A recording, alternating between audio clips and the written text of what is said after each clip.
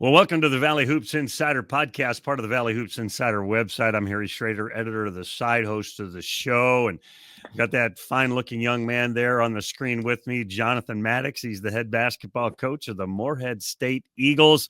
Coach, so good to catch up with you. We've bumped into each other a lot of different places, but I really, really appreciate you taking time with me today. No, Harry, always a pleasure to be on with you. You had 1 year, you have 1 year under your belt, and I'm thinking about a year ago getting the job, or a little bit more than a year ago, but getting the job and then processing through one OVC season, 15 and 17, the record. 1 year later, what's your evaluation and what kinds of things were maybe unexpected when you first got the job?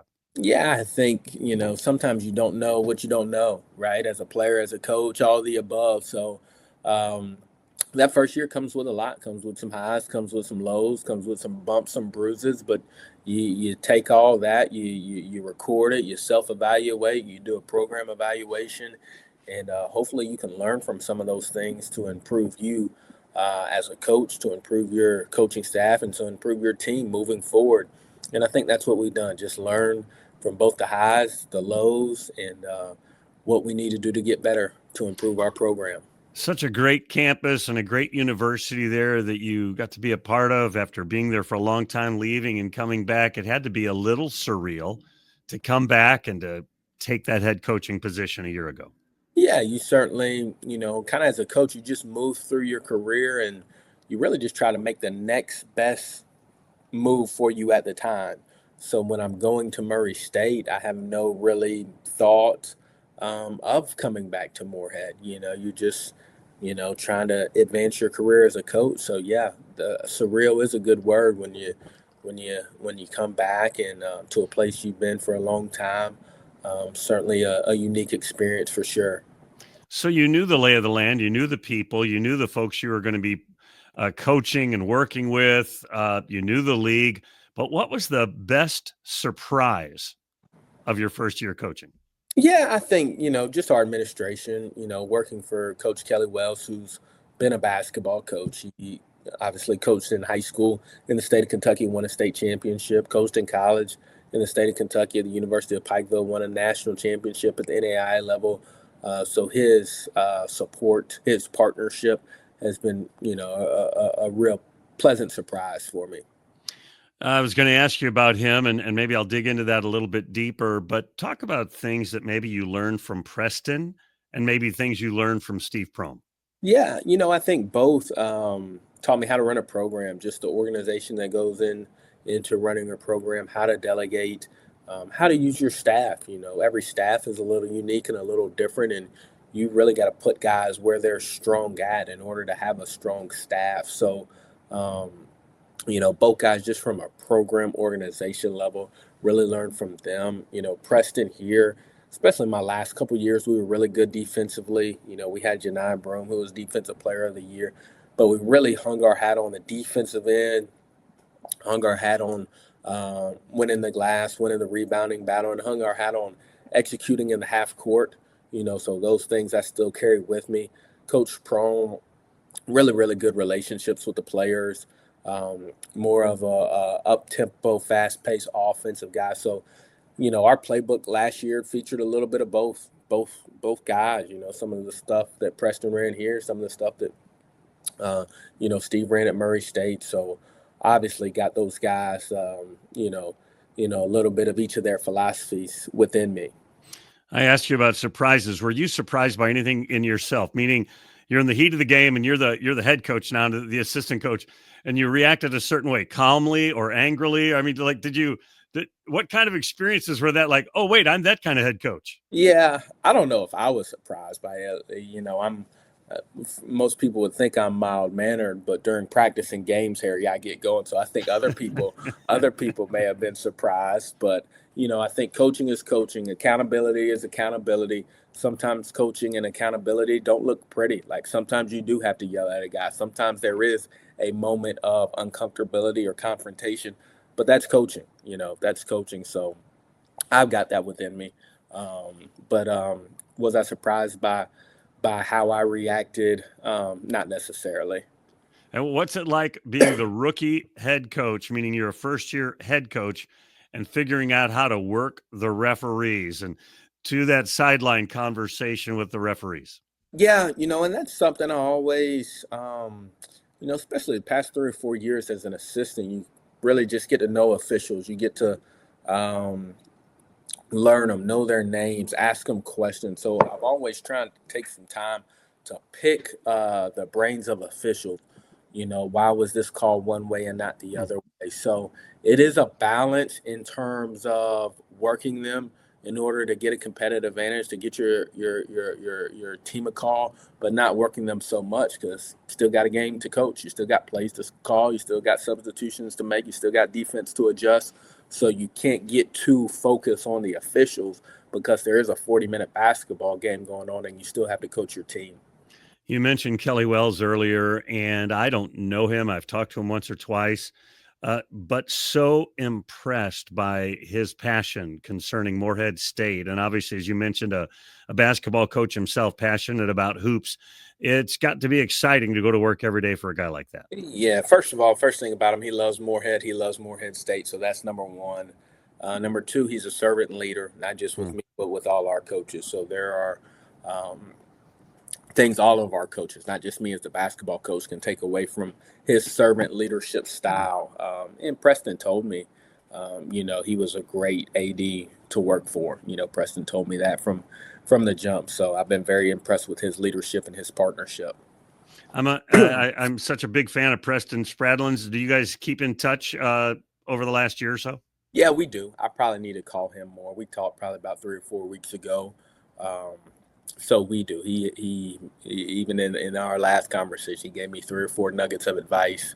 Um, so yeah, sometimes we probably both get caught up coaching our own teams, running our own programs, et cetera, et cetera. But yeah, he's definitely given me a lot of wisdom over the years. I went back and looked at in preparation for this. I went back and watched your press conference from a year ago, and you talked about gratitude, competitiveness, cohesiveness, maybe toughness. I'm trying to just pull it out of the gray matter there. Yeah. Uh, are there 3 or 4 or 5 kind of core things you're building the Eagle program around? Yeah, those are our core values. Number one is pound the rock. When nothing seems to help, I go and look at I go and look at a stone cutter hammering away at this rock, perhaps as many as 100 times without a crack. Yet on the 101st blow, it'll split in two. And I know it wasn't that blow that did it, but all those that had gone before. Being process oriented in your day to day, not just in the day, but in everything you do that day. Study hall, class, film, practice, weights, et cetera, et cetera. And then the pieces you hit on, Harry: discipline, toughness, cohesion, and gratitude. Those are our core values. Everything in our program is built on those core values and principles, and then we go from there. I interviewed a player the other day from a different university, and he said, I asked him about the character of their program, the nature of the way they go about things. And he told me, well, we are trained to be grateful for all the people around us. We thank the janitor. We thank the ball boy. We thank the usher in the stadium and all of that. Are there ways you go about building those qualities into your players? Yeah, I think first of all you have to define it for them, right? Gratitude, for instance, being thankful in all circumstances, good, bad, or indifferent. You define it for them. You give them examples Hmm. on the court. An example of gratitude would be, "Hey, I just made a three, but I'm not going to celebrate for myself because I made a three because somebody brought the ball down the court, somebody set a screen for me, somebody passed the ball. So I'm going to say, hey, good pass, Harry, good screen, Harry, whoever it may be." So divine it for them, give them examples, and then have them implement it into their daily lives. I was a high school basketball player, and one of the best things I could do was screen for the good players. So I Hey, get it. I somebody's get got to get those good guys open. Sorry, I wasn't one of them, but if I could set a pick, it might help the team.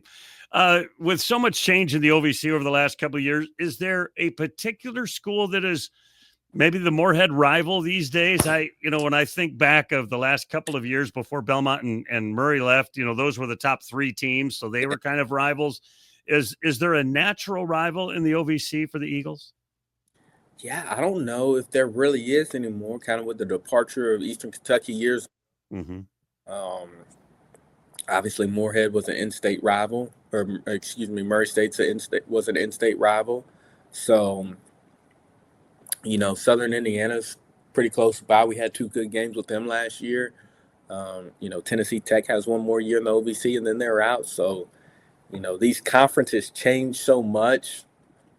I'm not sure anybody has a natural rivalry anymore. It's hard to find them. It really is hard to find them. When you were building a roster last year, you get the job like every time somebody gets a job, they're just kind of thrown in. I got to put together a roster, and maybe the roster does or does not reflect what you're looking for. Not to knock any of the players that were there, but you've had a lot of turnover this year, and maybe not a second chance, but the opportunity to start to really build what you're looking for long term. How do you like the makeup of your roster? And I want to ask about a couple of particular guys, but how do you talk about your structure? You've got some D1 guys, a lot of freshmen. Talk about what you're trying to build. Yeah, it's a mix of everybody. We've got 4 freshmen. We got, I think, 2 Division II transfers. We got some Division I transfers, a junior college transfer, and then a couple guys back. So it's a little mix of everything. But I thought we did a good job this spring and last fall, getting guys who are about what we're about, who are our kind of guys, and filled in on some different skills that we needed to add to our team, to our program: shooting, guard play. Being probably the top 2. So definitely like our roster makeup right now. Marshall, and I don't know if I'm going to say this guy's name properly, Malak. I don't know how to say it. Maluk. There you go. 0 for 3. Those are your 2 kind of main guys back, your 4th and 5th leading scorers from last year. Talk about them. Yeah, George Marshall, microwave. He came in off the bench for a lot of the season, maybe started a couple games, but had some big scoring games off the bench. Really good player, catch and shoot, can straight line drive and finish at the rim. Really good, just get after you guy defensively, energy guy. And Maluk, I think he had 10 double-figure scoring games for us, Harry. Really good jump hook in the post, can stretch it and shoot it every now and then, but he's a really good offensive player. You talked about your D1 transfers, and I saw Legree make his first ever start for Indiana State last year. A freshman point guard for those guys. Really impressed by him a year ago. What do you expect from Legree? Leadership, toughness, the ability to make plays off the bounce for himself and for others. Can score, but he's got to lead us. He's got to have an elite level of leadership, both vocally and by his example. Your D1 guys in this day and age of the portal pandemic that I call it, you have to get guys with some experience, maybe some success, maybe a chip on their shoulder. What were you looking for in the portal this particular year when I think about Legree and Wilson and Wright and Farrell and others? Yeah, all the above: experience, skill, ability to make plays off the bounce for our guards, the ability to make shots, for our wings, the ability to score and defend inside and rebound for our posts. Those are kind of some of the typical things, but guys who have good character, high character, guys who are willing and able to be coached, guys who want to be a part of success in a championship program. Yeah, building a successful mindset, culture. Those are some of those habits you talked about before, defining the habits and helping them get a part of that. When you have so much turnover year after year, as most college programs do you have to maybe find guys that already kind of fit some of that mold before they show up? You want to try to find as many of guys like that as possible, Harry. Guys who already fit what you're about. And then at the end of the day, you start from 0 every year now anyway. Whether you have 2 returners, 4 returners, start from 0. This is what we're about. This is what we're building. This is our vision. This is how we're going to accomplish our vision.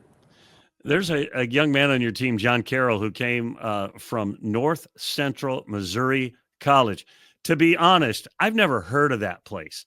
And all of the sudden, I'm seeing guys pop up on rosters all over the country from that. I thought, did they change their name or something? I went to their website, find out they've been going 100 years. But talk about John Carroll and how you bumped into him at North Central Missouri College. Yeah, I hadn't heard of it either. We were, just recruiting. Me and a couple of my staff members went out to Hutchinson, Kansas, which is the Division I junior college. Mm-hmm. John Carroll's at this Northwest Junior College, which is Division II. Had an assistant go there. We talked, and we watched him on film and just really liked him, liked what he was about, built a relationship with him, and luckily for us, he signed here. Yeah, Tyler King on that same team is signed with SIUE, Yeah. but like I said, I'm seeing those guys pop up a lot of places, and I thought I knew some of the junior college programs, but I completely missed on that one. We see more and more, and we saw it at Morehead years ago. More and more of these guys coming from NAIA or Division II and actually being able to step up and play and perform at a high level. And you've got a couple of those guys coming in this year as well. Yeah, I always say there's not a whole lot of difference in levels now, Harry. And the greatest example I can give, Janai Broom and Talon Cooper averaged more points in the SEC than they did in the OVC. Riley Minix, excuse me, comes from NAI level. He's OVC Player of the Year. So there's not a whole lot of difference between good NAI and good D2 and low to mid-major D1. There's not a lot of difference in good low to mid-major D1 and Power 5 D1. The lines are really, really blurred across the board. I think a lot of kids can play at a lot of levels nowadays, especially kids who have discipline, structure, toughness, all those things. They really translate well. I remember watching Loyola in their heyday sign some Division II guy, and I just thought he just has good grades, right? It was a grades guy. He ended up being third team all conference. You're right. There's just talent out there and finding the right mix and the right fit, but also maybe that character component. Yep. Talented players at every level. There's guys playing Division II right now that could play Division I somewhere, and they will in the future. There's guys in our league, Harry, that's going to go on to play Power 5. Look at all the Power 5 transfers that have come from the Missouri Valley Conference and done really, really well. That's just the landscape we're in today.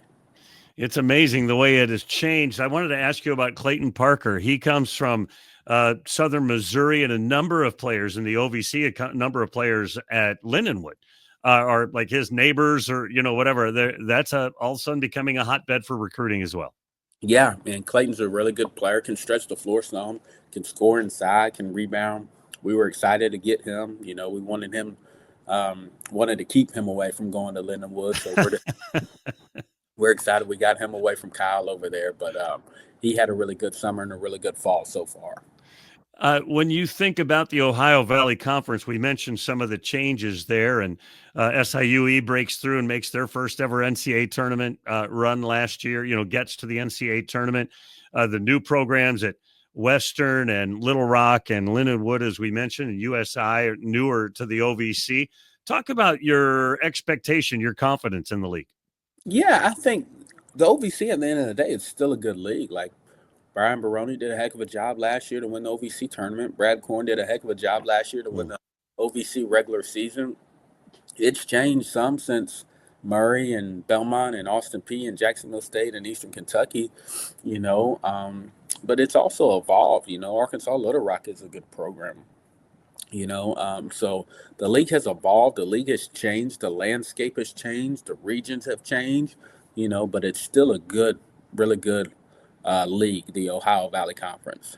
You have two guys with the last name Dawson, two guys with the last name Wright. How are you going to sort them all out on this 15-man roster? Everybody's got nicknames, so we just we just call them their nicknames as coaches, and on the jerseys we'll have to get their first and last name.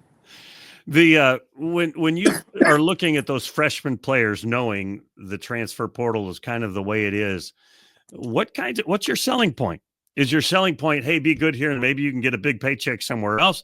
Is your selling point, man, Morehead's a great place to play and we're going to build championships here? Or is it a mix of all of that? Both, all the above. And Janai Broom and Andrew Thelwell are two great examples. Janai was here for 2 years and then Power 5 and had a great year. Andrew was a different case. He was here his first year. He barely played. His second year, he only played a little bit. It wasn't until his junior year where he was a bona fide starter and double-figure scorer. So I really kind of gauged the freshmen we're recruiting. Hey, is this somebody we think could come in and have an immediate impact like Janai?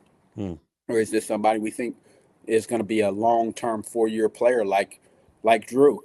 Either way, it's fine with us, but we kind of gauge based on what we think that player is and kind of recruit that player, based on that.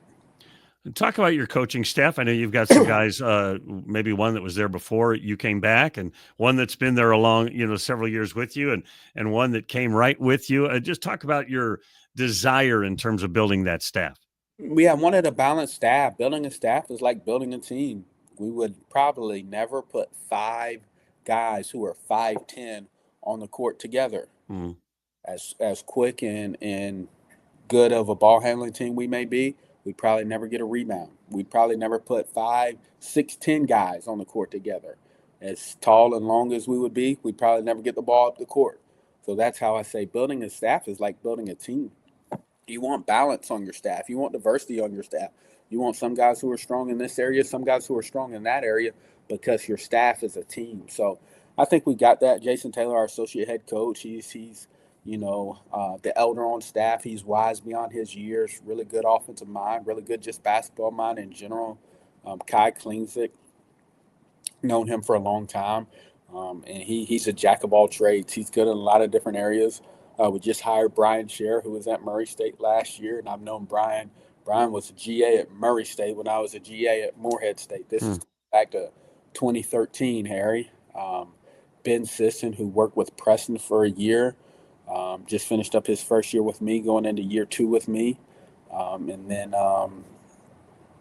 getting ready to hire one more. But those guys, like I said, they're all have their own strengths, and their strengths brought to the table make our team stronger. I talked to a lot of coaches, and some of them are moving toward this idea that somebody's kind of an offensive coordinator, somebody else is kind of a defensive coordinator on your staff, and and everybody works on the scouting report for the next game. Some have stayed with what I think is more traditional, like, okay, coach, you've got this scout, then the next coach has the next scout. How do you guys do it?